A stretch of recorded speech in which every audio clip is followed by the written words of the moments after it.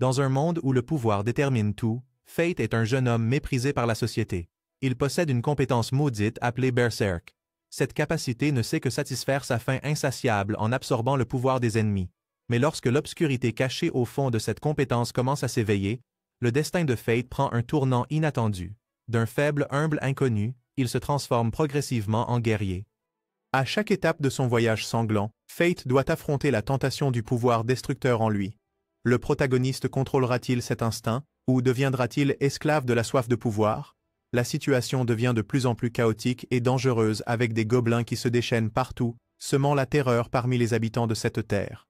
Cependant, l'apparition d'une escouade spéciale puissante élimine rapidement cette menace. Avec une force supérieure et d'excellentes compétences de combat, ils exterminent facilement les gobelins en un rien de temps. Après la bataille, le groupe de guerriers retourne en ville pour célébrer leur succès retentissant. Fate ne peut que se tenir à distance, les regardant avec une immense admiration. Pour lui, tuer ne serait-ce qu'un seul gobelin semble inimaginable. Avec l'estomac vide et des compétences au niveau le plus bas, Fate accepte des petits boulots malgré le fait qu'il sait qu'il est au bas de la société. Les trois frères Bervilic sont connus pour leur cruauté et leur ruse. Raffen utilise sa renommée de chevalier sacré non seulement pour opprimer les roturiers, mais aussi pour traiter Fate avec un mépris total. Il n'hésite pas à jeter des salaires dérisoires par terre, obligeant Fate à se baisser pour les ramasser. Les Bervilic le battent fréquemment et se moquent de la malchance de sa compétence. Cette humiliation n'est pas facile à supporter, mais pour gagner de quoi manger et survivre chaque jour, Fate doit endurer. Une chevalière nommée Rossi apparaît soudainement. Ayant été témoin de cette scène terrible, elle intervient immédiatement pour protéger le jeune homme. Rossi proteste contre les actions des frères, exigeant qu'ils cessent d'embaucher Fate pour des tâches de garde de porte qui reviennent de droit au chevalier sacré. S'il continue à se comporter ainsi, Fate devrait le signaler à elle immédiatement. Ensuite, il passe son tour à Rossi et se dirige vers un restaurant. Bien qu'elle ait de bonnes intentions pour l'aider, le caractère de Raffin n'est pas simple et il est impossible de prévoir quelle méthode sournoise il pourrait utiliser. Le propriétaire du restaurant avertit Fate que s'il continue à endurer, le résultat sera désastreux. Personne ne veut posséder une compétence de dévoreur berserk et devenir inutile. Il ne rêve pas de devenir chevalier. Être guerrier, marchand ou artisan suffirait. Se sentant abattu, Fate découvre des voleurs s'introduisant dans la ville et le signale immédiatement à Rossi. Elle remet la garde et va les éliminer elle-même. De manière inattendue, un chevalier corrompu tente de s'échapper en direction de Fate. S'il le laisse s'échapper, Rossi aura des ennuis. Bien qu'il soit faible et inexpérimenté, Fate doit l'affronter. Cette rencontre le plonge dans son premier combat. Lorsque le protagoniste se retrouve dans une situation désespérée sous attaque, la compétence Berserk s'active soudainement et élimine l'ennemi. Il absorbe toute la force et les capacités de son adversaire, ajoutant des compétences d'évaluation et de lecture de pensée. Cela fait réaliser à Fate qu'il n'est pas inutile après tout. Berserk s'avère être une capacité terrifiante. Peu après, Rossi accourt, paniqué. Fate peut lire ses pensées et sait qu'elle est très inquiète pour lui. Pour le remercier, Rossi lui propose un nouvel emploi dans sa propre maison Hirt. S'il reste ici, Fate sera battu et tourmenté par les Bervilics pour toujours. Le protagoniste se tient à un carrefour. Continuer à rester là où il est exploité à l'extrême ou saisir l'opportunité de travailler avec Rossi, ce qui promet un avenir plus radieux. Fate décide d'accepter son offre et va travailler pour la famille Hirt. Après avoir vaincu le voleur, Fate ressent une nouvelle puissance dans son corps. Il est convaincu qu'avec ses capacités actuelles, il peut vaincre des monstres. Le lendemain, il visite une boutique d'armes. Cependant, avec seulement 2 pièces d'argent, il ne peut se permettre que des vieux articles de la poubelle. Il est attiré par une étrange épée noire. Lorsqu'il la touche, une voix mystérieuse résonne dans son esprit. Rudy est une entité vivante contenant une âme, portant en elle volonté et désir illimités. Pendant ce temps, Mémine est amère parce que Rossi a interféré avec le commerce de garde de la porte de la famille Bervilic. Raffen reste calme car des gens inutiles comme Fate sont partout. De plus, Hirt et Bervilic font partie des 5 familles protégeant le royaume, donc il n'y a pas de problème. L'important maintenant est de se concentrer sur une recherche réussie pour obtenir un corps immortel. Retour au protagoniste, l'épée Greed le prévient soudainement de l'apparition d'un ennemi. Avec sa force actuelle, Fate élimine facilement un gobelin, augmentant ainsi rapidement ses statistiques et ajoutant la compétence d'amélioration de puissance. Juste après, des centaines d'autres gobelins apparaissent et attaquent par vagues. Fate continue d'utiliser Greed pour détruire les monstres, frappant avec une précision parfaite et transformant rapidement le champ de bataille en un charnier. Sa force augmente considérablement, et le plus surprenant, sa faim est satisfaite. Fate pensait que les traits innés ne pouvaient pas être changés. Selon Greed, après chaque élimination d'ennemis, Il recevra des points d'expérience et montera de niveau. Cependant, Berserk ne vole que des compétences et des statistiques, ce qui signifie qu'il ne peut pas recevoir de points d'expérience. C'est pourquoi Fate reste au niveau 1. Il ne doit absolument révéler à personne qu'il possède la compétence Berserk, car c'est une compétence qui viole l'éthique divine. L'épée a reconnu Fate comme son serviteur et l'accompagnera désormais sur son chemin de combat. Après avoir collecté des oreilles de gobelins, Fate reçoit une récompense. Il prévoit de manger un bon repas de viande, mais Greed veut rénover son apparence. Pendant ce temps, Fate heurte accidentellement un homme brutal et lit les supplications désespérées d'aide dans l'esprit d'un enfant. Bien qu'il ne puisse pas voir les compétences de l'homme, Fate est déterminé à sauver l'enfant. Seigneur Laplace est le créateur du monde. Avant de partir, il a accordé des pouvoirs spéciaux à l'humanité. Le garçon se sent triste de posséder une compétence aussi inutile. La nonne a fait de son mieux pour le réconforter. Quand Lord Laplace protégeait encore les humains, il n'y avait ni compétences, ni statistiques, et même les monstres n'existaient pas. Le garçon souhaite pouvoir vivre dans un tel monde. Tout le monde a cherché partout, mais ne trouve pas Sahara. La fille est actuellement cruellement torturée par l'homme. Mais heureusement, Fate est arrivé. L'âme de la cupidité signale que l'homme le sous-estime, donc il devrait en profiter. Le destin emmène rapidement la fille en sécurité, puis confronte l'homme. D'un seul coup, il tombe au sol. Le destin utilise son épée pour sonder l'homme, qui, dans une douleur insupportable, révèle finalement que la personne derrière tout cela est Kila. Le destin emmène la petite fille en ville pour des brochettes de viande grillée. Sahara ne peut contenir ses émotions et éclate en sanglots. Voyant cela, Fate lui donne aussi sa portion. Le soir, il ramène la fille à la paroisse. Remercié pour la première fois, il est quelque peu surpris. Tant Fate que Sahara ont des compétences faibles et inutiles. Le protagoniste conseille à la fille que, peu importe à quel point les choses deviennent difficiles, elle doit sourire, car le bonheur viendra sûrement. Son père lui disait la même chose, c'est pourquoi Fate voulait sauver Sahara. Une nouvelle technique de compétence est ajoutée, lui permettant d'utiliser des attaques spéciales 2 fois de suite. Ce n'est qu'à présent que le protagoniste réalise que l'homme avait utilisé plus tôt une compétence très dangereuse qui pouvait couper les ennemis en 3 morceaux. S'il l'avait su, Fate ne se serait pas précipité au combat avec lui. Avec son caractère conservateur et méprisant, l'âme de la cupidité croit que Fate a simplement eu de la chance, ce qui le motive à devenir encore plus fort. Après une journée bien remplie, il oublie que demain est son premier jour de travail pour la famille Hart. Il n'a toujours pas acheté de nouveaux vêtements pour remplacer ceux en lambeaux qu'il porte. Il y a des nouvelles que Lord Mason, le père de Rossi, a été tué sur le champ de bataille. Maintenant, Rossi deviendra le chef du clan et contrôlera directement les 3 frères Bervalek. Le lendemain matin, Fate arrive pour commencer son nouveau travail, face à un manoir immensément spacieux. Rossi apparaît si belle que le protagoniste est ébloui et submergé. Elle le conduit à la tombe de son père. Galia est un continent gouverné par des monstres, et les Chevaliers Saints ont pour mission de les éliminer. Cette année, c'est au tour de la famille Hart, mais son père a malheureusement été tué par le dragon céleste. Ce monstre est apparu après s'être caché pendant des milliers d'années. Fate réalise que Rossi est vraiment forte et bienveillante. Tout en pleurant la perte de son père bien-aimé, elle s'inquiète encore pour lui. Désormais, Rossi deviendra la chef du clan et elle souhaite vraiment rendre la maison Hart plus animée avec Fate, mais il ne doit absolument pas toucher sa main car cela activerait la lecture des pensées. Juste à ce moment-là, Haru apparaît. Elle est la gouvernante en chef de cette famille. Peut-être que Haru ne l'aime pas beaucoup. Même lors de leur première rencontre, Fate a peur de ses yeux meurtriers. Le protagoniste est invité à un copieux festin de viande et, le ventre plein, il commence à travailler. Ici, il rencontre M. Minova et Oliver. Au début, en voyant Fate parler à son épée, M. Minova pense que le protagoniste est un cinglé, et sa réaction émotive en mangeant de la viande fait rire tout le monde. Mais bientôt son estomac grogne à nouveau. À ce rythme, les coûts alimentaires dépasseront son salaire. Ensuite, Haru le conduit pour rencontrer Rossi. En raison de la possession de la compétence Berserk Devour, sa faim devient de plus en plus terrible et Fate ne peut plus se contrôler et s'évanouit. Lorsqu'il se réveille, il trouve une lettre de Rossi lui accordant un jour de congé. En ce moment, le protagoniste est très curieux de savoir pourquoi son corps est devenu comme ça. L'âme de la cupidité explique que la compétence Berserk a goûté aux âmes. Par conséquent, à partir de maintenant, le protagoniste doit s'atteler à la tâche de trouver et tuer des monstres comme s'il cherchait de la nourriture. Fate comprend que s'il ne peut pas contrôler Berserk, il pourrait devenir une personne irrationnelle, obsédée par la faim, et attaquer potentiellement n'importe qui. Lorsqu'il atteint le seuil de l'endurance, ses yeux deviennent rouges.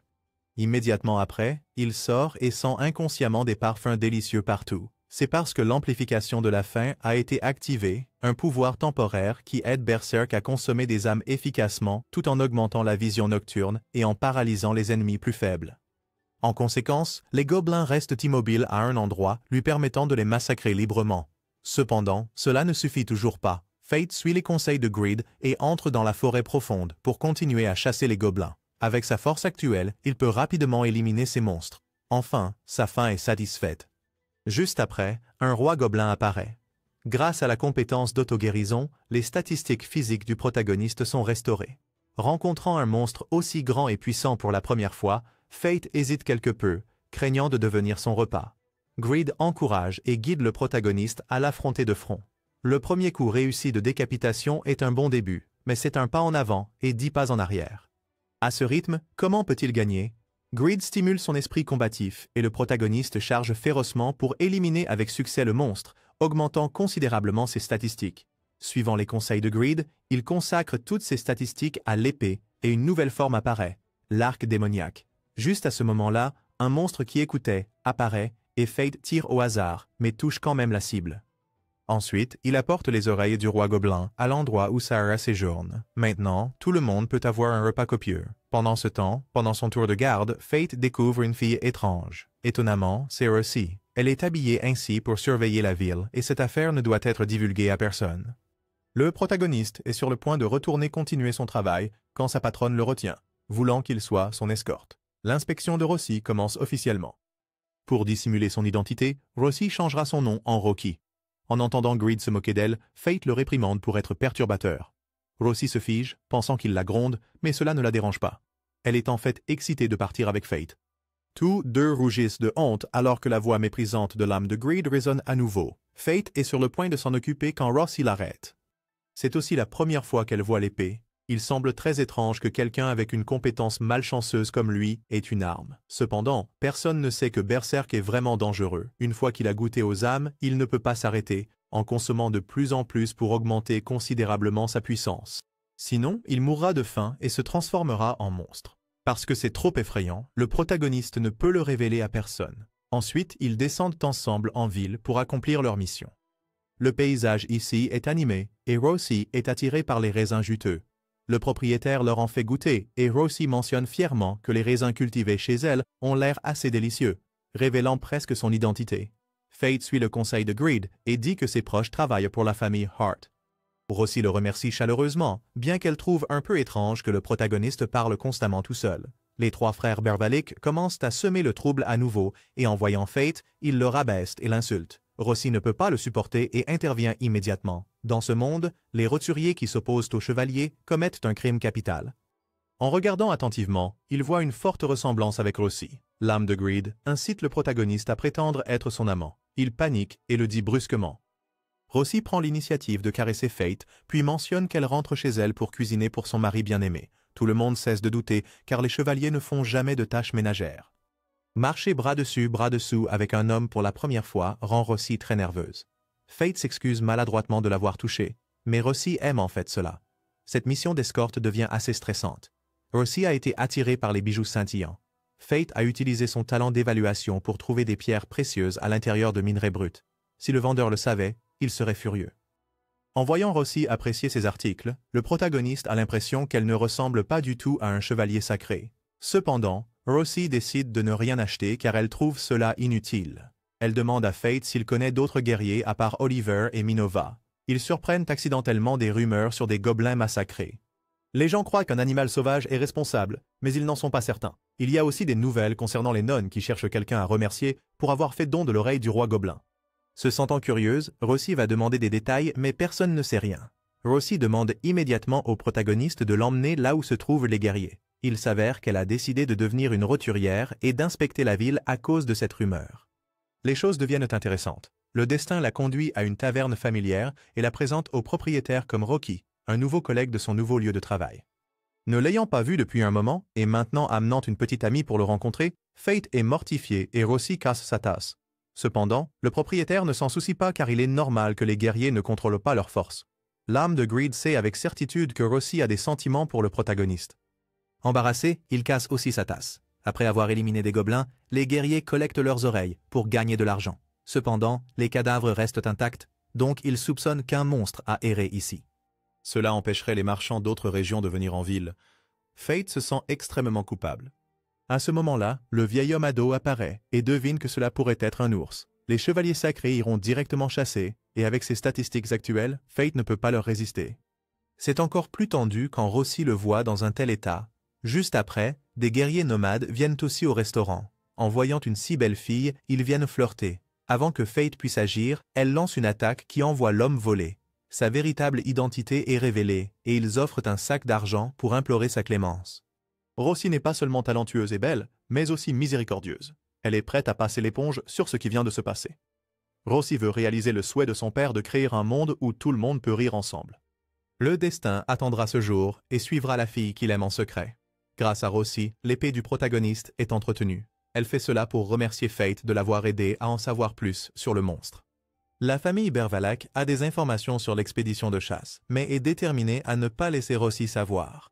Soudain, il entend des voix familières. Ce sont encore les trois frères, intimidant un enfant perdu. Suivant les instructions de Rossi, le protagoniste sauve le garçon. Incidemment, il demande directement à Rafan pourquoi il ne l'informe pas au sujet du monstre. Il utilise l'excuse que son père vient de décéder, donc il veut que Rossi se repose un moment. Avant de partir, le guet du cœur méprise totalement Fate. Ensuite, les deux conduisent l'enfant à retrouver sa mère et mangent des brochettes de viande grillée. À ce moment, Fate se souvient que 5 ans auparavant, lui aussi s'était perdu et avait rencontré un chevalier sacré très gentil. Finalement, l'enfant retrouve sa mère. Dans la lumière déclinante de l'après-midi, la beauté de Rossi double, laissant Fate complètement ébloui. Ensuite, ils rentrent chez eux pour se faire sévèrement gronder par le majordome en chef. Leur visage montre de la culpabilité, mais au fond d'eux, ils souhaitent que chaque jour puisse être passé ensemble ainsi.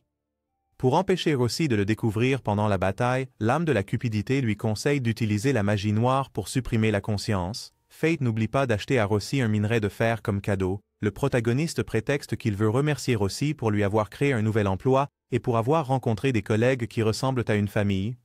En utilisant sa compétence d'évaluation, Fate a réussi à acheter une véritable pierre précieuse, rendant Rossi très heureux. Le soir suivant, alors que Fate chassait, il a accidentellement rencontré des guerriers partant en expédition. Ils ont pensé que c'était le Ligue Mukuro, alors ils se sont enfuis aussi vite qu'ils le pouvaient. Le protagoniste voulait continuer à chasser les gobelins pour augmenter ses statistiques avant que les chevaliers ne commencent leur chasse. Le lendemain matin, il travaillait avec un visage endormi. Sa maîtresse lui a assigné une autre mission secrète. Rossi a conduit Fate au vignoble de la famille Hurt, où il a rencontré la mère de Rossi. Elle a directement demandé à Fate s'il aimait sa fille, les rendant tous les deux très embarrassés, mais elle le voulait dans le sens de maître et serviteur. Fate n'a pas hésité à la louer abondamment, parlant avec assurance à sa potentielle belle-mère. Il voulait lui consacrer toute sa vie. Rossi rougit timidement et courut dans sa chambre. Chaque fois qu'elle se trouve dans une situation embarrassante, elle réagit de cette manière. Enfant, voire même un petit insecte la faisait crier et pleurer bruyamment. Qui aurait cru qu'elle deviendrait chevalier et chef de la famille Hart? Fate croit fermement qu'elle peut accomplir son devoir de protéger les gens du commun. Actuellement, Rossi manque énormément à son père et est déterminé à réaliser ses souhaits. Fate a rejoint tout le monde pour récolter les cultures. Un oncle lui a fait goûter le jus de raisin exquis. Il avait pensé que Rossi était profondément en deuil de la mort de son père, mais il fut surpris de la retrouver ici à aider tout le monde. Elle revient une fois par an précisément à cette période, non seulement pour récolter les cultures, mais aussi pour éliminer les gobelins dans cette vallée. Rien que d'en entendre parler, l'estomac du protagoniste gargouillait.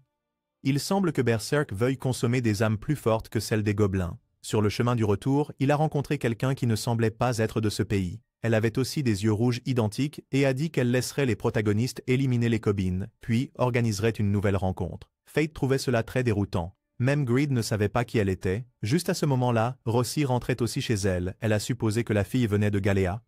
Il y a 4000 ans, ce pays a été attaqué par des monstres qui ont tué des villageois. Il semblait qu'elle pourrait être l'une des survivantes. Rossi n'avait jamais rencontré une Galéane de sang pur comme ça. Fate s'inquiétait que Rossi parte seule à la chasse. Cependant, Rossi a des guerriers à ses côtés, et de plus, c'est une chevalière avec des statistiques de force très élevées. Le lendemain, les deux, accompagnés de guerriers, se rendirent dans la vallée pour éliminer les Cobines.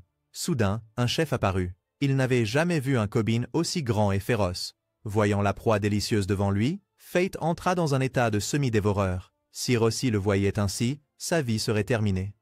L'âme de la cupidité croyait que le monstre possédait une force de niveau 50. Il avait accumulé du ressentiment pendant de nombreuses années, le rendant très dangereux. L'éliminer ne serait pas facile. En tant que chevalier, Rossi a promis de mener à bien la mission de détruire les monstres pour protéger les gens du commun. Fate était quelque peu appréhensif, car il n'était pas assez compétent pour l'affronter. Cependant, il ne pouvait pas l'ignorer. Le territoire de Hart serait détruit et la fille qu'il aimait pourrait être tuée. Le protagoniste a décidé de se battre aux côtés de Greed jusqu'à la fin. Cette nuit-là, il a éliminé les Coben seul, les tuant un par un avec des flèches.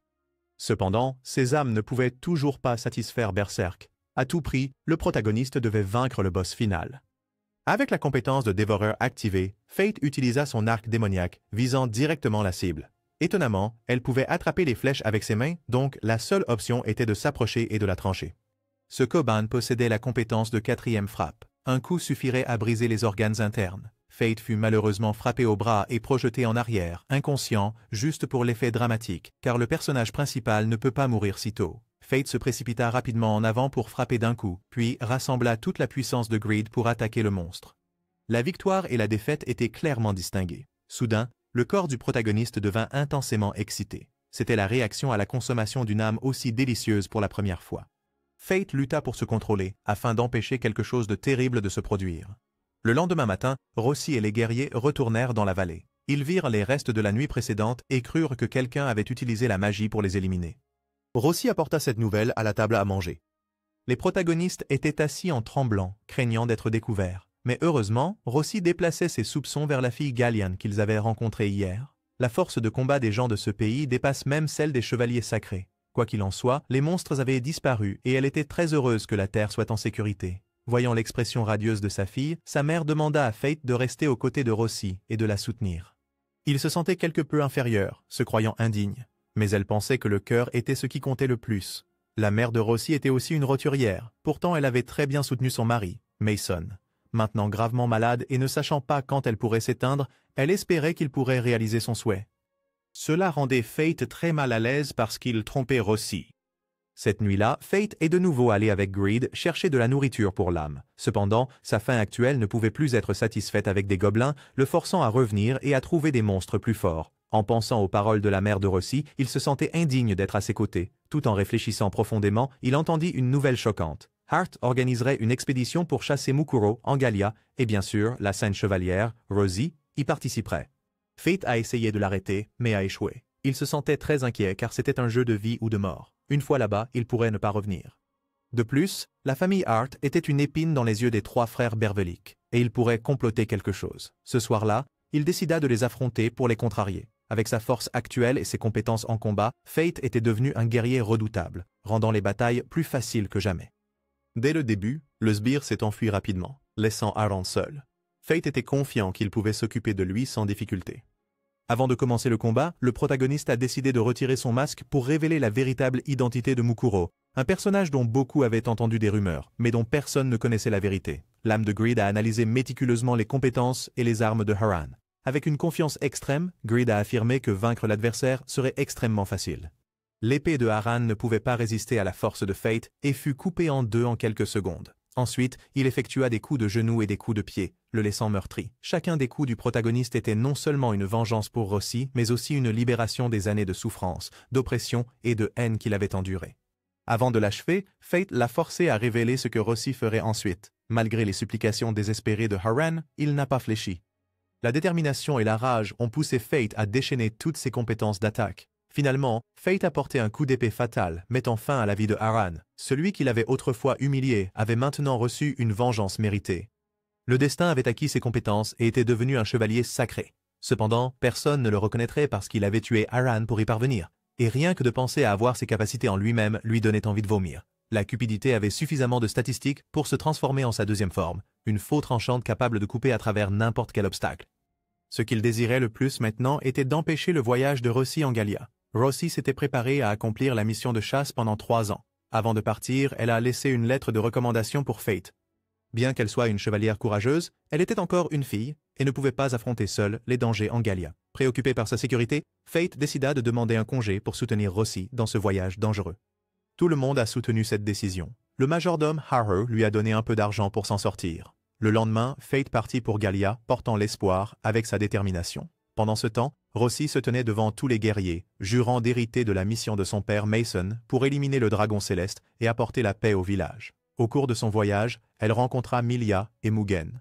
Bien qu'il y ait eu une aversion évidente entre eux, tous deux étaient d'accord sur l'objectif commun de soutenir Rossi. Dans cette bataille, elle était convaincue que Miria et Mugen deviendraient des assistants efficaces pour la mission à venir. Après avoir examiné les échantillons collectés, Ren soupçonnait que quelqu'un avait utilisé la magie de l'arme pécheresse, l'épée noire, pour éliminer les monstres. De retour à Fate, il était arrivé dans une terre familière, son lieu de naissance. Fate avait demandé à voyager en calèche, mais l'oncle a refusé parce que les monstres se déchaînaient en la nuit, rendant cela très dangereux. Tenant l'argent que Haru lui avait donné, il a décidé de trouver un bon repas malgré les objections de Greed, qui voulait rénover l'épée. Dans un restaurant, Fate a accidentellement été témoin d'un groupe de personnes intimidant un jeune homme. Il n'a pas hésité à intervenir, ce qui a fait peur aux voyous qui ont supplié d'être pardonnés.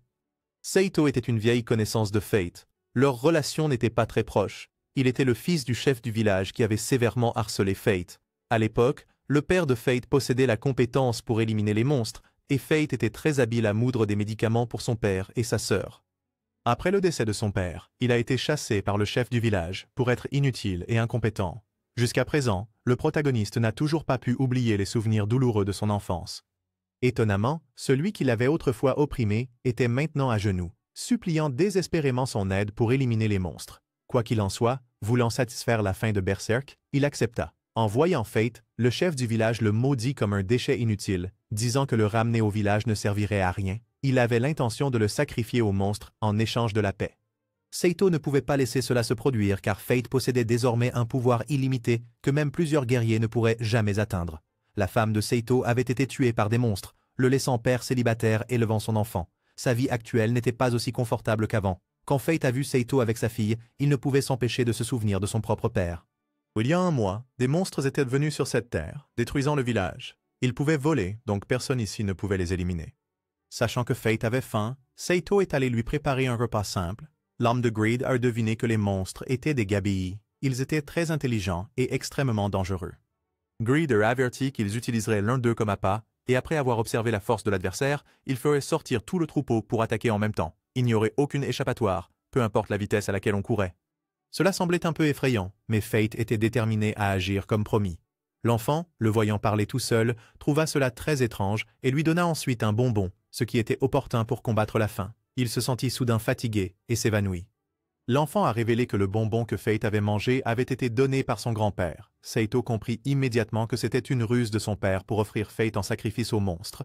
À ce moment-là, des monstres apparurent et attaquèrent le village. Le paysage nocturne était teinté du rouge du feu. Les villageois paniquaient et fuyaient. Les maisons étaient incendiées, tandis que Fate restait inconscient à cause du somnifère, la situation devenait plus tendue que jamais. Enfin, Saito a terminé de préparer l'antidote et l'a donné à Fate. Immédiatement après s'être réveillé, il a pris son épée pour éliminer les monstres déchaînés à l'extérieur. Greed a lu les compétences des monstres. Ils attaqueraient d'en haut et utiliseraient des balles magiques. Fate a décidé d'utiliser la faux pour trancher, mais a échoué.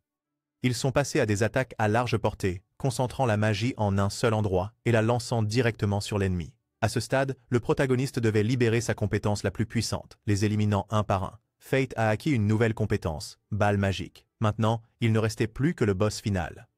Avant qu'il ne puisse attaquer, il a été frappé par un coup fatal du protagoniste. Finalement, il ne restait qu'une fosse commune.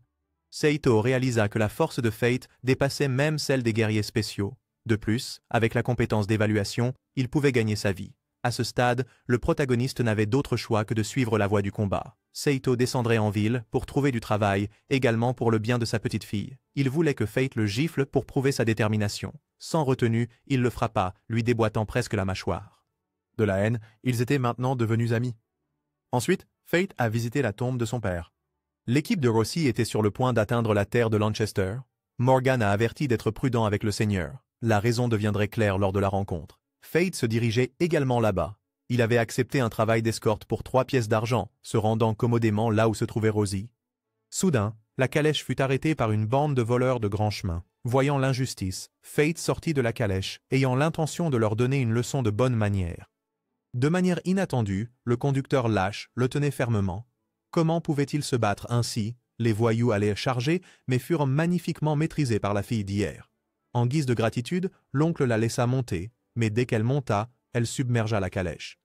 Heureusement, la fille avait la capacité de changer le poids des armes. Tous deux possédaient des compétences de péché mortel. En fait, Greed savait tout, mais l'avait caché à Fate. Le nom de la fille était Mai, possédant la compétence colère. En entendant son estomac gronder, Fate donna à Mai de la viande séchée. La regarder manger le rendait triste. Finalement, ils arrivèrent à Lanchester. Dans la ville, une fille était menacée dans la rue quand soudain un jeune homme est apparu, les éliminant et ayant l'air extrêmement cool. C'était Rudolph, le seigneur de Lanchester. Bien que beau, son caractère n'était pas génial, toujours à se vanter excessivement. Aujourd'hui, il est descendu dans la rue pour se préparer à accueillir l'expédition de Gallia. En entendant cela, Fate a réalisé qu'il était arrivé avant Rossi. À ce moment-là, May s'est soudainement endormie et Fate a dû la porter en cherchant une auberge. À travers les salutations des habitants, étonnamment, dans ce territoire, tout le monde priorisait toujours les chevaliers sacrés. Fate a découvert quelque chose d'étrange. Ils étaient marqués avec des symboles différents. Peut-être que le Seigneur avait ici clairement divisé les classes. Rudolph était très cruel, prêt à attaquer quiconque échouait à accomplir une mission. Au fond de lui, il n'a jamais voulu que Lanchester soit inférieur à la famille Hart. Une fois que May s'est endormie, personne ne pouvait la réveiller. Accompagnant la petite fille se trouvait Sloop, une arme de péché mortel comme avarice, gourmandise, colère, avarice, paresse, luxure, envie et orgueil. Ce sont des compétences qui violaient l'éthique divine, d'où le nom de péché mortel, parmi lesquelles la compétence de gourmandise de Fate était la plus sévère. Le protagoniste était auparavant toujours considéré comme inutile et incompétent, puis un jour il posséda du pouvoir mais devait tuer pour continuer à exister. Fate maintenait toujours son esprit pour résister à la frénésie. Si son esprit faiblissait, cela le dévorerait. Pour gagner en puissance, il devait maintenir un état semi-dévorant. Cette nuit-là, il a continué à éliminer des monstres. Cette fois, un marchand de sable. Fate utiliserait la compétence « balle magique », chantant pour intégrer la puissance dans la balle, puis viser la cible. Plus tard, de nombreux autres marchands de sable sont apparus les uns après les autres. Fate a essayé de se retenir, de ne pas être fortement provoqué. Pendant ce temps, Mai s'était réveillée avec l'estomac vide. La fille a accidentellement entendu parler d'un monstre appelé le golem chasseur, très puissant, que même Lord Rudolph ne pouvait pas éliminer. Fate avait vaincu les monstres. Ce n'était que l'apéritif. Le plat principal était également apparu. Affronter le géant Hunter Golem effrayait les guerriers. Fate était confiant qu'il pouvait l'éliminer seul.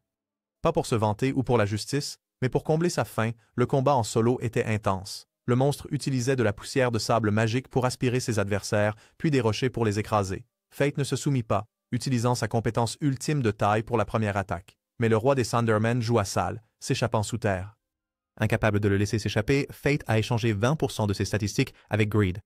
La magie sanglante de Taman, avec un bonus de feu, a tiré directement sur le monstre, brisant son corps. Fate a absorbé la compétence de poussière de sable magique de celui-ci. Le succès éclatant a fait admirer sa force par les autres guerriers. Fate s'est présenté comme Mukuro. Il ne pouvait pas croire qu'il n'était équipé que d'une épée ordinaire, mais pouvait se battre si courageusement. Cependant, personne ne savait qu'elle possédait une magie terrifiante. Le lendemain matin, May apparut nue devant Fate, le choquant. La fille n'était pas du tout embarrassée, car il lui semblait être un enfant. Ensuite, May changea de tenue pour aller chasser des golems. Contre toute attente, Fate l'avait surpassée, la rendant furieuse. Le protagoniste dut partager la moitié de la récompense avec elle. Soudain, Rudolph apparut, demandant à Mukuro de devenir son subordonné. Cependant, May n'était pas d'accord parce que ce grand frère lui appartenait. Rudolph se moqua d'elle en la traitant d'enfant, et May leva doucement son épée, l'envoyant valser. Le protagoniste conduisit rapidement la petite sœur vers la calèche. Rester leur coûterait la vie à tous les deux. La colère consomme beaucoup de calories, donc May devait constamment recharger son énergie. Le destin remarqua que malgré le fait qu'elle mangeait beaucoup, elle restait plate comme un écran. Ses paroles imprudentes lui causèrent du tort. La fille activa sa colère au point de casser la roue de la charrette. En attendant que l'oncle la répare, le destin découvrit que May se dirigeait vers un village voisin.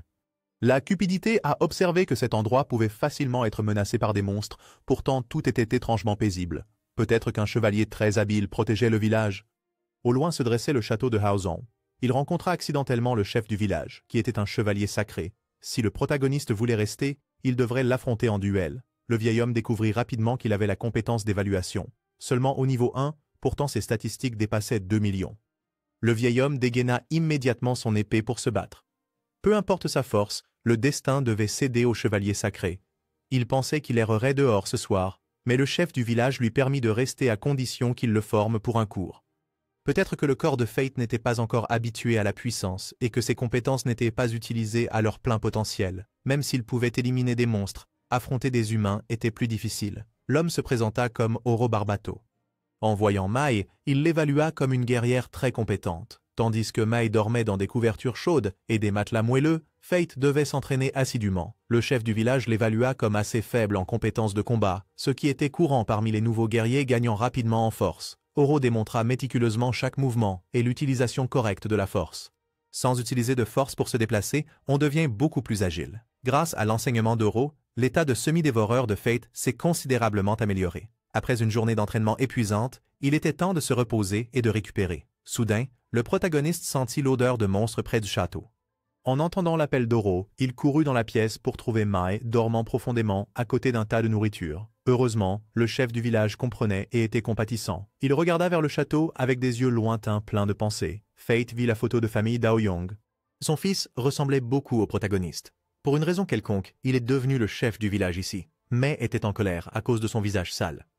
Le deuxième jour d'entraînement commença. Aujourd'hui, Fate apprendrait le combat pratique. Il utiliserait cette branche d'arbre pour bloquer l'épée d'Aoyong. Cela semblait impossible, mais Fate détermina la trajectoire et utilisa la force pour repousser la lame. Il avait appris à contrôler ses statistiques. Mai le récompensa avec un visage barbouillé de charbon pour se venger de l'incident d'hier. Demain, il partirait tôt. Regarder la petite fille dévorer la nourriture le rendait très embarrassé. Cependant, Mai avait déjà perdu son sens du goût et avait quelque chose à faire. Pour répondre aux questions de Fate sur ce château, Oro a dit qu'il lui appartenait il y a 15 ans. Lors d'une mission, un monstre né de la haine est apparu et a massacré les villageois. Son fils s'est battu durement pour protéger le château, mais a malheureusement été tué. Depuis lors, Husson a été dominé par des démons, et sa famille est restée emprisonnée là-bas. Après avoir entendu cela, Fate ne put contenir la fureur en lui. Oro comprit immédiatement et voulut qu'ils y aillent tous les deux pour tout terminer. La petite Mai se porta volontaire pour garder la maison à condition de recevoir 50 pièces d'or. Fate utilisa la magie pour neutraliser doucement le gardien. Les deux se précipitèrent directement dans le château. Incapable de croire ses yeux, la femme et l'enfant d'Oro vivaient encore tout à fait normalement. L'âme de Greed réalisa qu'ils étaient tous morts. C'était une illusion créée par les monstres. Le fils dégaina soudainement son épée pour attaquer. Fate ne pouvait plus rester inactif. Cependant, Greed avertit que s'il agissait, ses âmes seraient dévorées par sa gloutonnerie et souffriraient éternellement. Le protagoniste devait laisser Oro les combattre pendant qu'il allait chercher le boss. Fate évalua l'emplacement du monstre et utilisa une compétence pour percer le mur. En voyant enfin son visage, ce porteur de mort avait toutes ses statistiques au-dessus d'1 million, forçant Fate à utiliser la magie à son maximum. Les âmes environnantes se dirigèrent toutes vers lui. Cependant, il ne pouvait pas dévorer ces innocents. Dans cette situation tendue, Oro est apparu juste à temps. Il avait coupé tous les tendons de leurs bras et jambes pour qu'ils ne puissent pas bouger. Oro se sentait très coupable envers sa femme et ses enfants de ne pas être revenus plus tôt. Puisque les choses s'étaient passées ainsi, il serait déterminé à libérer ses âmes. Oro fit tourner son épée sacrée, émanant un halo de lumière. Fate avança rapidement pour combiner leurs pouvoirs et tout terminer. Les âmes de sa femme et de son fils sont apparues. Ils ne lui en voulaient pas du tout. Au contraire, ils l'encouragèrent à poursuivre sa mission. Oro offrit à son fils le cadeau tardif qu'il avait promis. Pendant que la famille s'embrassait, le crâne luttait encore pour attaquer. Heureusement, Fate l'a détecté et est intervenu à temps. Toutes les âmes furent libérées et montèrent au ciel. Oro fut assez surpris d'avoir dépassé sa limite de niveau après la coordination parfaite avec Fate.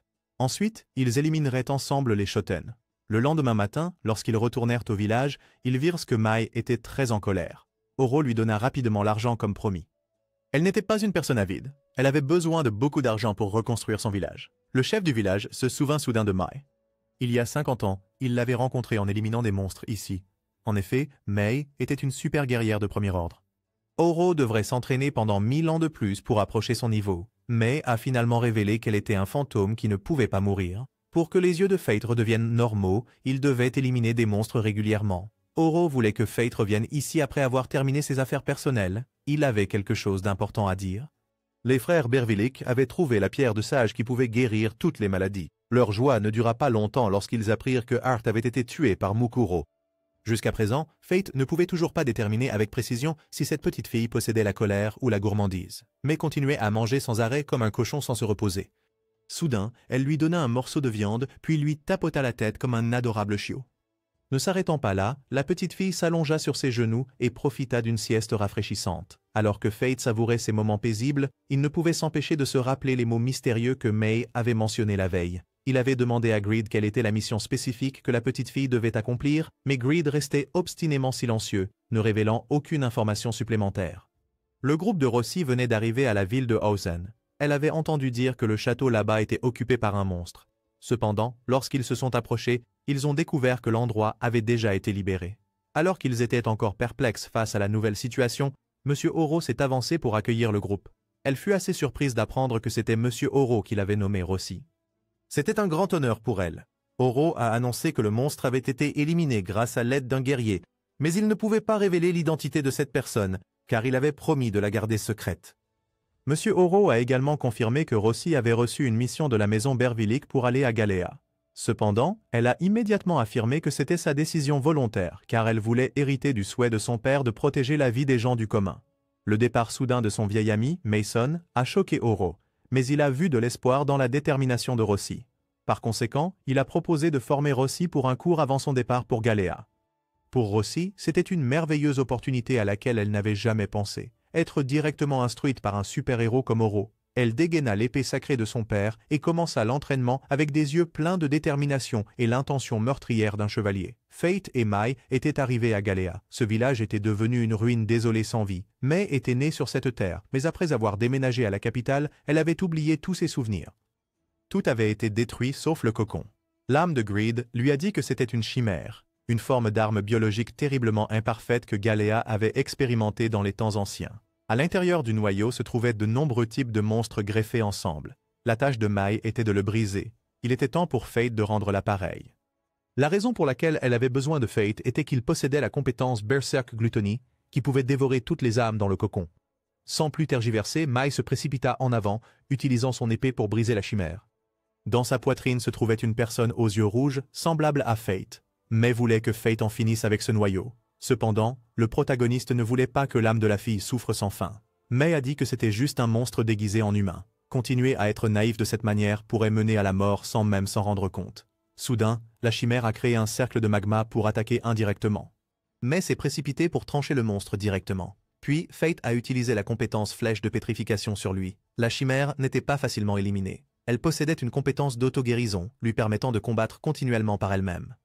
Les capacités de Mai sont devenues incroyablement élevées. Plus son arme est lourde, plus son attaque est puissante. Cependant, cela rendrait le porteur moins agile. La chimère s'est soudainement développée en une forme mature. Se cacher derrière Mai comme ça, Fate ne serait pas qualifié pour soutenir Rossi. Cela a motivé le protagoniste à libérer son état de semi-dévorateur et à éliminer la chimère lui-même. Malgré le danger d'être dévoré par la frénésie, Fate a décidé de contre-attaquer. Échanger 10% de ses statistiques avec Greed pour utiliser poussière de sable magique visant l'ennemi. Mai profita de ce moment pour déchaîner sa compétence destructrice. Le monstre fut complètement submergé. Saisissant l'opportunité avant qu'il ne se régénère, Fate utilisa sa faux pour briser la barrière qu'il avait créée, mais échoua. L'âme de Greed suggéra de cibler le flux de magie. Il utilisa immédiatement toute sa force pour frapper directement dans sa faiblesse et réussit à briser la barrière. La chimère s'envola rapidement. Ne se soumettant pas, Mai lança le protagoniste haut dans les airs. Profitant de ce moment, Greed voulait prendre encore 20% de ses statistiques. Fate pouvait utiliser sa technique ultime pour tuer le monstre en plein vol. Malheureusement, il a été pris dans sa barrière. Il devait rapidement le vaincre avant de brûler. Fate a utilisé toute sa force pour attaquer le centre magique. À ce moment-là, la compétence de lecture de l'esprit s'est soudainement activée. Bien qu'il ait éliminé un monstre très puissant, il n'était pas aussi excité que d'habitude. Son cœur se serra parce qu'il avait mangé un des siens. Mai et cette fille se connaissaient d'avant. Cependant, une fois que quelque chose devient une chimère, il doit être éliminé. Fate voulait demander une faveur à Mai. Lorsqu'il perdrait progressivement le contrôle et deviendrait un monstre, Mai devrait le tuer car elle seule pourrait le faire. Soudain, Mai s'est précipitée pour serrer le protagoniste dans ses bras et a promis qu'elle le ferait certainement. Fate continuerait son voyage vers Babylone. Mai resterait ici pour reconstruire le village. Après la récente bataille, Greed s'était transformé en sa troisième forme, un bouclier magique, et les statistiques de Fate avaient considérablement diminué. Il a essayé de persuader Mai de venir avec lui pour se reposer un peu, mais elle a catégoriquement refusé. Fate était arrivé à Babylone, une zone séparée de Galéa par des murs en alliage, grâce auxquels cette ville était protégée des monstres depuis des milliers d'années. L'âme de Greed avait déjà été ici avec son ancien maître, mais cette personne n'était plus en vie. Les armes des péchés capitaux ne pouvaient pas être détruites. Seuls leurs propriétaires mouraient les uns après les autres. Étonnamment, Rossi était également arrivé ici. Fate eut soudainement la prémonition qu'elle ferait face à un danger.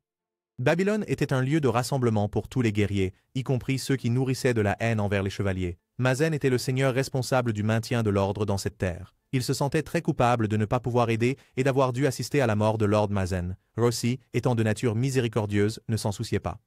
Elle a apporté ici le souhait de son père pour rejoindre Mazen dans la prévention des monstres de Galéa. Milia craignait que son maître ne soit séduit par ce type, alors elle voulait aider, Mais Morgan l'a retenu à temps car affronter un chevalier sacré ne mènerait qu'à la mort. Rossi a décidé de faire une inspection.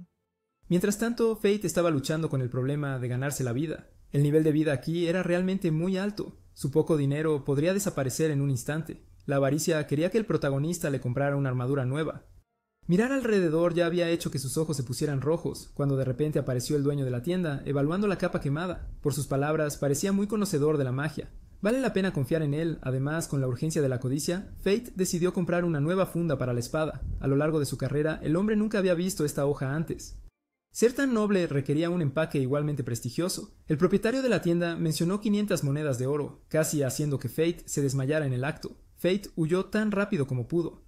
Dejando eso de lado, ahora necesitaba concentrarse en eliminar monstruos para ganarse la vida. Un grupo de guerreros vino, queriendo que se uniera a su equipo, pero el protagonista era tan fuerte que no necesitaba unirse a nadie. Al ver sus ropas andrajosas, no se dieron cuenta de que él tenía la fuerza de un caballero. Siendo despreciado como pobre y humilde, Fate estaba decidido a ganar mucho dinero y comprar un atuendo genial. Al llegar a la zona fronteriza, había un olor realmente repugnante proveniente de los cadáveres de monstruos. Aún más horripilante era el olor de las esporas. Eran ligeramente tóxicos, por lo que inhalar demasiados podía causar que musgo creciera en los pulmones. Recién llegado, tuvo que enfrentar monstruos urochi. Viajaban en manadas de aproximadamente 50 y eran muy inteligentes coordinando ataques. Fate estaba a punto de enfrentarlos, pero se le adelantaron.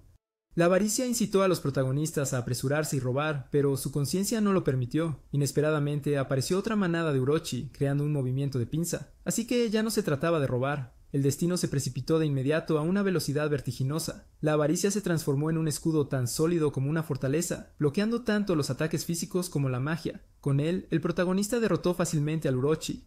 Extrañamente, a pesar de matar a todo el rebaño, la reacción de su glotonería fue muy débil. El destino rápidamente recogió las orejas del monstruo para venderlas por dinero. Todos estaban sorprendidos por una bolsa tan grande. El chico de antes pensó que Fate había robado su victoria sobre Urochi y se había llevado las orejas. Fate les dio una lección merecida con calma. La recompensa que recibió fue de 100 monedas de oro. En ese momento, Rossi apareció de repente, lo que hizo que el protagonista temiera que su identidad fuera revelada. Sin embargo, ella vino a resolver este alboroto claramente. Rossi le pidió disculpas por haber hecho Babilonia tan desordenada. Antes tenía que inclinar la cabeza ante ella, ahora podía levantarla y hablar. Milia quería quitarle la máscara de manera traviesa, pero Morgan siguió siendo quien lo impedía. Para los guerreros, las máscaras también eran un equipo importante. Cuando Rossi le preguntó su nombre, el protagonista respondió, Mukuro. Convenientemente, ella también mencionó suavemente su forma de vestir, lo que hizo que Fate se sintiera sumamente avergonzado. No podían creer que alguien tan pobre y desaliñado pudiera derrotar a estas personas. El destino se encontró con el dueño de la tienda de antes. Se presentó como Jay y había oído que el protagonista había eliminado a 27 urochi él solo. Jay quería que él se convirtiera en un representante de marca, usando nuevos conjuntos para promocionar la tienda. Era un trato tan bueno, ¿cómo podría negarse? Los dos acordaron cooperar. Usando la nueva armadura, Fate se veía increíblemente genial. Pensó que era gratis, pero inesperadamente Jay exigió 80 monedas de oro. El protagonista regateó hasta la mitad, lo cual fue algo aceptable. Luego visitó un bar lleno de gente. Seguramente las bebidas deben ser muy buenas. De hecho, eran excelentes, pero no el vino. Más bien, las perfectas 3 curvas y ese rostro de rasgos afilados. ¿Cómo no quedar cautivado? El destino se sintió atraído y no pudo resistir. Lo más sorprendente fue que ella sabía su nombre. Esta era Eris Lust, una especie similar a Fate, que poseía una de las habilidades de pecado mortal. Eris invitó al protagonista a su casa para tomar un poco de vino. Fate estaba completamente cautivado. Este era el efecto del deseo. Independientemente de la edad o el género, una vez atrapado, uno se enamora de inmediato. El par de frutos golpeando sus ojos hizo que Fate se quedara embelesado. Eris había estado siguiendo a Fate desde que él estaba en la antigua capital. Cuando la habilidad de glotonería se activó, ella había querido acercarse a él, pero lo pospuso porque se encontrarían tarde o temprano de todas formas. Eris sabía todo lo que había pasado. Sobre Mai no estaba muy clara porque esa chica era de la segunda generación, mientras que Eris era de la primera. Los frutos eran lo que hacía que Mai envidiara mucho a Eris. Todavía existían muchas quimeras aquí. Actualmente la clase de caballeros sagrados se había debilitado, lo que hacía muy difícil eliminarlas completamente. Eris era la protectora de este reino y ponía los intereses nacionales por encima de todo lo demás.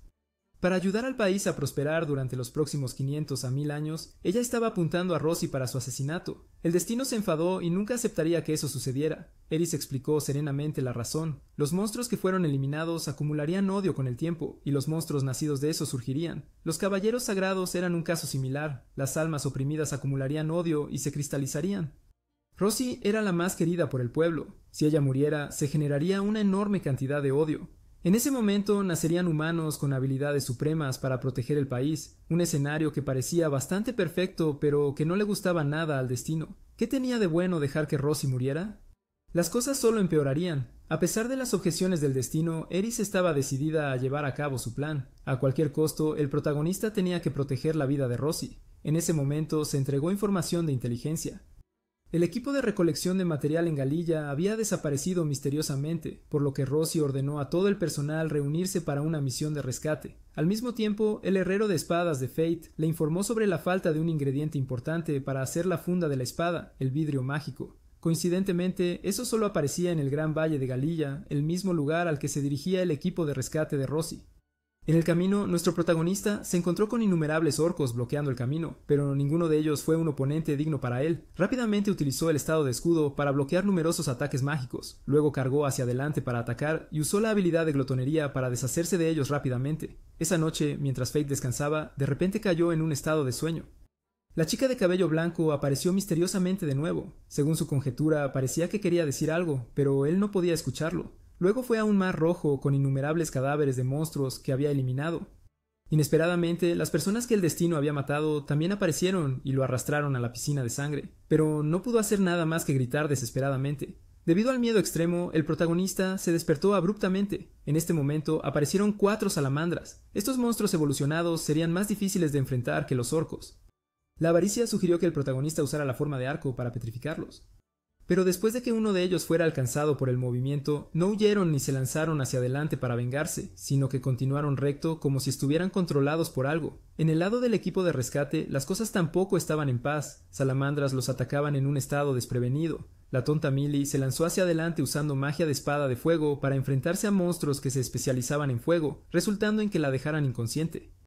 Justo en el momento crítico, el protagonista saltó, el héroe rescatando a la belleza, y en solo unos pocos movimientos básicos, eliminó a los lagartos de fuego, dejando a todos admirados. El grupo luego descubrió marcas en los cuerpos de los monstruos. Parecía que habían sido controlados por alguien que apuntaba a Rosie. Después llegaron al Gran Valle, pero debido a diferentes misiones tuvieron que separarse aquí. Destino continuó su viaje para encontrar el vidrio mágico. Al llegar a un gran bosque, innumerables tumbas de monstruos petrificados aparecieron ante él. De repente vio a Eris mirando fijamente algo. Rápidamente la siguió, pero la perdió de vista. Sin embargo, lo que estaba detrás de él era aún más aterrador, una quimera de pie en la montaña. Afortunadamente, había perdido su núcleo y no podía moverse. Probablemente el colapso de la montaña había expuesto rastros de la antigua batalla. Pero parecía que se había alegrado demasiado pronto, ya que 3 se habían despertado antes. El destino sospechaba que Eris había hecho esto. Mientras meditaba profundamente, ocurrió una gran explosión detrás de él. Los 3 quimeras despiertas estaban atacando al equipo de Rosie. Sin embargo, estos eran completamente diferentes de los monstruos ordinarios, así que, incluso con los esfuerzos combinados del equipo, no pudieron hacerles daño. Lo que es peor, Morgan y Nazan resultaron heridos por ellos. En este momento peligroso, Fate apareció para rescatar a todos. Sus técnicas causaron daño, pero los monstruos tenían habilidades de autocuración, aunque la velocidad de recuperación fue bastante lenta. Después de informar a Rosie sobre las debilidades de los monstruos, ambos cargaron juntos para eliminar exitosamente a uno. Milia estaba gritando, luchando contra el ataque de otro monstruo. Fate rápidamente corrió para asistirla. La codicia se transformó de espada a guadaña. Los dos se coordinaron perfectamente como antes para manejar a la siguiente bestia. La victoria parecía estar al alcance, pero el monstruo final usó una poderosa técnica de terremoto que agrietó el suelo, haciendo que ambos cayeran directamente a un profundo abismo.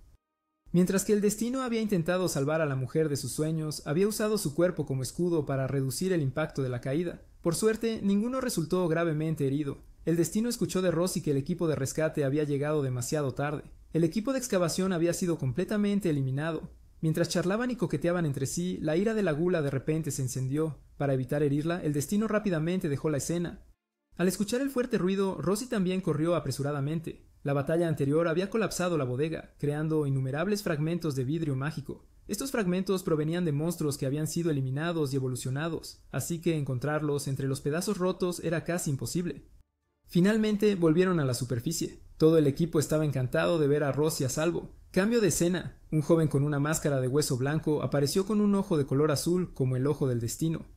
Parecía que una terrible batalla estaba a punto de desarrollarse, señalando desafíos significativos por delante. Al regresar sin entender lo que estaba pasando, Rossi apuntó su espada al protagonista porque había causado numerosas peleas y daños a la propiedad. Como caballero sagrado, estaba obligada a arrestarlo según la ley, pero el protagonista no quería hacerle daño, así que no sacó su espada y luchó con ella tal cual. Pero parecía que había subestimado a esta caballera sagrada. Sus poderosas técnicas empujaban continuamente a Fate hacia atrás. Sin detenerse ahí, usó la mejora del cuerpo para atacar a una velocidad extrema, rompiendo un lado de su máscara. Temiendo que se revelara su identidad, el protagonista decidió mostrar su verdadera fuerza. Utilizó la técnica de luz de espada que solo los caballeros sagrados podrían realizar. A Rossi le sorprendió que no fuera un caballero sagrado, pero aún así pudiera dominar esta técnica, en parte gracias a la funda de espada hecha de vidrio mágico, que ayudó a soportar las técnicas de caballero sagrado. Sin más preámbulos, la técnica cayó con fuerza, cambiando inmediatamente la situación. Ahora Rossi era el acorralado. De repente, el collar que le había dado apareció en su cuello, haciéndolo detenerse momentáneamente. Aprovechando esta oportunidad, Rossi se lanzó hacia adelante y derribó a Grid por el aire, equivalente a una clara victoria. Ella se preguntó por qué él le había mostrado misericordia.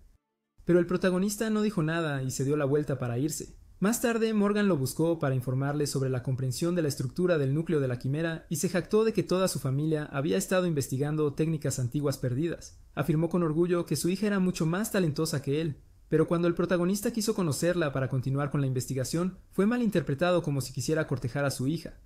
Así que este hombre obsesionado con su hija lo persiguió y golpeó. Mientras el destino yacía en contemplación, sonó una alarma, señalando que los monstruos estaban atacando caóticamente la ciudad. El ataque de la batalla mortal había comenzado. Rossi reunió rápidamente a todos los soldados para prepararse para la embestida de monstruos. Aunque Deathmatch estaba dentro de las capacidades defensivas de Rossi, Fate estaba cerca, por si acaso ocurría algo inesperado. Antes de poder pensar mucho más, Grid anunció que en otra dirección había aparecido un monstruo. Era como una ballena gigante nadando bajo tierra a gran velocidad, con la intención de chocar directamente contra la formación del Santo Caballero de Rossi. Dado que el equipo de Rossi estaba centrado únicamente en resistir el Deathmatch, el riesgo de que todo el equipo fuera eliminado era muy alto. Fate decidió cambiar a la forma de arco y flecha, luego usar el poder de Semi-Devourer para duplicar su poder y alcance. Un poderoso disparo del arco hirió gravemente al monstruo, haciéndolo salir a la superficie.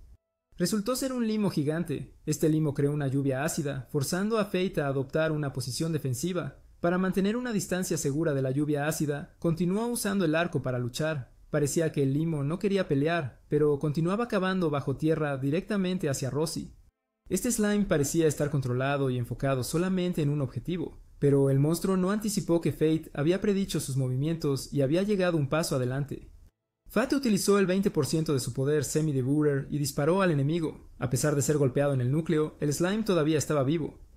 De repente, sobre el Destino apareció alguien con una máscara de hueso blanco. Destino sospechó que era Eris y que había interferido con este monstruo. Destino atacó de inmediato, pero sus técnicas no podían alcanzarlo, porque esta persona había alcanzado el reino de los semidioses. Las técnicas de aquellos en reinos inferiores no podían afectarlo. Incapaz de aceptar que no podía tocar a su enemigo, Fate continuó avanzando con su espada a pesar de la enorme diferencia de fuerza. Incluso en estado de Semi-Devourer, todavía no podía tocar ni un pelo de las piernas de su oponente. Esta impotencia hizo que Fate se sintiera extremadamente tenso y desesperado. En este momento crítico, sintiendo la situación cada vez más grave, Fate decidió liberar todo el poder de Gluttony. Con intensa concentración, él alcanzó el reino E. Su poder aumentó inmediatamente de manera tremenda, permitiendo que Fate empujara fácilmente al enemigo. La máscara también se rompió, pero Fate se dio cuenta de que la persona detrás de ella no era Eris como había sospechado, era Nazan. Antes de comprender la situación claramente, Nazan sopló un silbato para convocar algo desde la distancia. Desde el oeste, un dragón celestial gigante volaba hacia ellos a una velocidad asombrosa, apuntando directamente a Rossi y su equipo. Reconociendo esta grave amenaza, Fate se apresuró a salvar a Rossi, pero fue bloqueado por los limos y Nazan. Los limos atacaban continuamente, impidiendo que Fate se acercara al dragón celestial. Mientras tanto, Rossi y su equipo de caballeros sagrados estaban luchando ferozmente para mantener la línea. La aparición repentina del dragón celestial obligó al equipo de caballeros sagrados a retirarse rápidamente para preservar sus fuerzas. Para contener al enemigo y proteger a su equipo, Rossi decidió quedarse y luchar. Justo cuando parecía que estaba a punto de encontrarse con su padre fallecido en un milagro, la situación cambió repentinamente. A pesar de estar retenida por las babosas en una batalla feroz, Destino apareció oportunamente en el momento crucial. El protagonista se apresuró a proteger a Rosie de un golpe fatal del dragón celestial. El impacto de la técnica fue tan poderoso que rompió la máscara de Fate. Sin poder esconderse más, sin otra opción, tuvo que reconocer su verdadera identidad a Rosie. Sin embargo, los ojos rojos sangre del protagonista la hicieron sentir algo temerosa. Al ver esto, el destino le recordó a Rosie que regresara a la ciudad, y luego huyó rápidamente a pesar de que ella lloraba lágrimas. La batalla con el dragón celestial continuó. El protagonista utilizó la técnica de prisión oscura para bloquear los movimientos del monstruo, y se enfrentó a Nazan 1 a 1. Pero porque él todavía estaba usando poder para contener al dragón celestial mientras forzaba su cuerpo a avanzar al reino A, su fuerza estaba disminuyendo gradualmente. El otro, sabiendo esto, lo ridiculizaba continuamente. En un momento de descuido, uno de los brazos del destino fue tomado por él. Nazan se regocijó apresuradamente, pensando que la recompensa estaba firmemente en sus manos. Justo cuando parecía que la película terminaría pronto, el destino apareció inesperadamente por detrás, atravesando el corazón del enemigo con su espada. Resultó que el protagonista había usado una ilusión para engañar su visión. Combinado con su excesiva confianza, lo llevó a su miserable muerte. Justo cuando reclamaba la victoria, cayó nuevamente en un estado de sueño. La chica de cabello blanco llamada Luna, que aparecía con frecuencia, era el núcleo de Heynon. Luna había estado dentro del protagonista para evitar que la gula se activara. Sin embargo, su poder era limitado y ya no podía resistir. Lo que sucediera a continuación dependería de la decisión del destino. La vida o la muerte dependerían de sus habilidades. Antes de irse, ella advirtió que si consumía al dragón celestial, el destino estaría completamente controlado por la gula. Justo cuando el protagonista estaba a punto de caer al pozo, apareció Greed para detenerlo. Sin embargo, había decidido eliminar este peligro antes de partir en paz. De vuelta a la realidad, el dragón celestial había escapado del sello, y sus estadísticas actuales ya estaban por encima del nivel E. El destino no tenía miedo de esto, estaba decidido a eliminarlo hasta el final. Con un solo brazo, el protagonista lanzó su espada, causando un gran daño al dragón celestial. Luego siguió con un golpe como un petardo explotando en la cabeza del monstruo. Sin detenerse ahí, el destino cortó sus dos alas haciendo que cayera al suelo.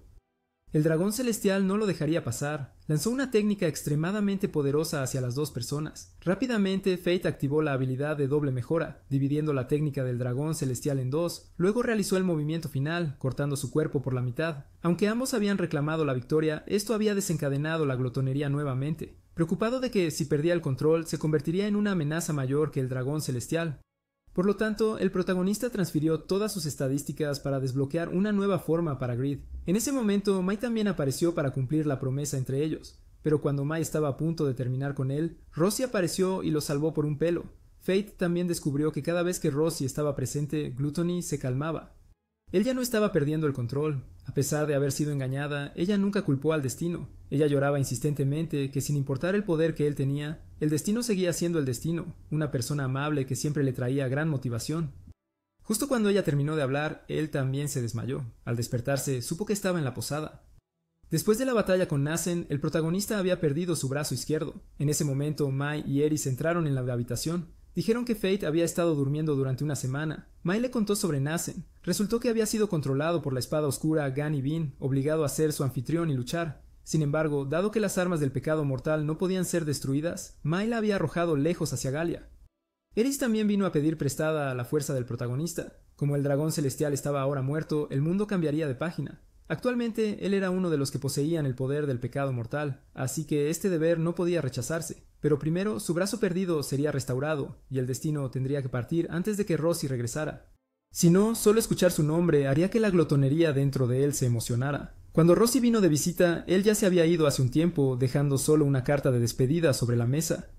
En ella, él escribió que quería disculparse por ocultarle su habilidad de glotonería, y prometió que se volverían a encontrar cuando se hubiera vuelto más fuerte. La escena cambió a un castillo. Todos estaban muy sorprendidos por la verdadera identidad de Mukuro. Antes de terminar la frase, Raffin entró de nuevo en la sala de investigación. Al entrar, su tono cambió repentinamente. Inesperadamente, rió con deleite por el destino ayudándole a eliminar Corazón. La piedra dentro de la caja también comenzó a emitir una luz púrpura, como si señalara una batalla aún más intensa a punto de desarrollarse.